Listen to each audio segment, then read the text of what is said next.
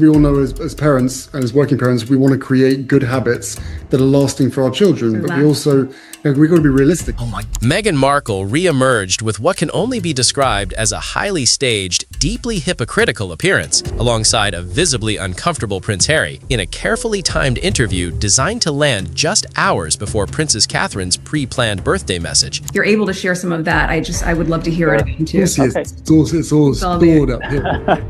Look at that fake laugh at the end. Look at the fake laugh. As soon as Harry interrupts her, she's like, he's talking. The coordination was no accident. Despite public denials, the familiar Sussex playbook remains unchanged. Compete, distract, and attempt to dominate the narrative whenever William and Catherine are set to receive attention. What's most striking isn't just the timing. Meghan Markle, piss off!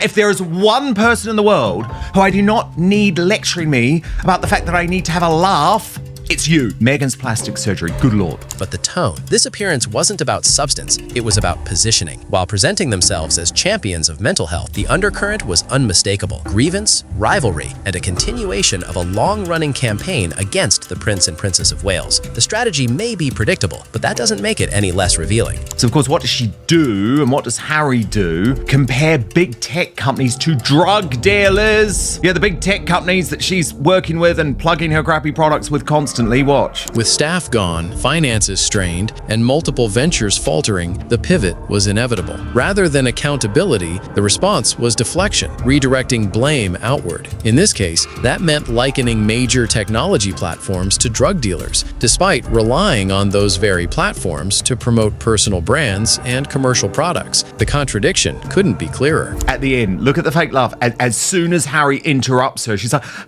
he's talking, stop talking.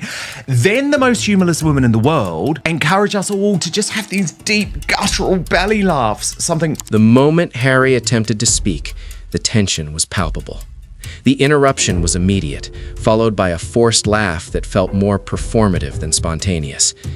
It underscored a recurring dynamic: control, impatience, and discomfort, played out live in front of a global audience. God, did you see how furious she was when Harry took over there at the end of that answer? But seriously, Meghan Markle, piss off!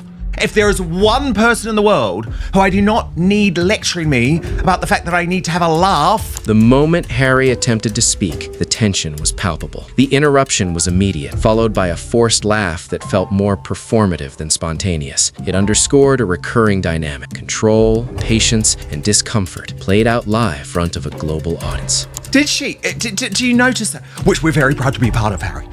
You know, it's just appalling in terms of dynamics. But I mean, Tom Sykes, where to begin? Where to begin with this one? Even when Harry finally appeared to take the lead, the moment was fleeting. Control was swiftly reclaimed, reinforcing a dynamic that has become increasingly uncomfortable to watch. What should have been a partnership instead felt like a hierarchy, and not a subtle one. I mean, it seems to me like the whole core of the problem with Meghan and the United Kingdom and why it didn't work out and didn't get on here is her sort of complete inability to have any kind of banter or be self-deprecating in that British way, and that sort of, at the risk of a massive generalization. At the heart of this disconnect is something deeper than image management. There's always been an inability to grasp British cultural nuance, banter, self-deprecation, and humor that doesn't require instruction.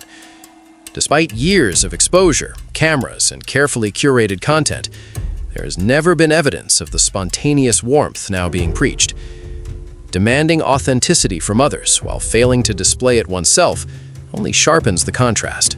Meanwhile, the mainstream media and the Royal Rota, this is nuts, really pushing this idea that Charles has to reunite with Prince Harry. Why are they doing that? Why do they want... Against that backdrop, Catherine's message lands with quiet force.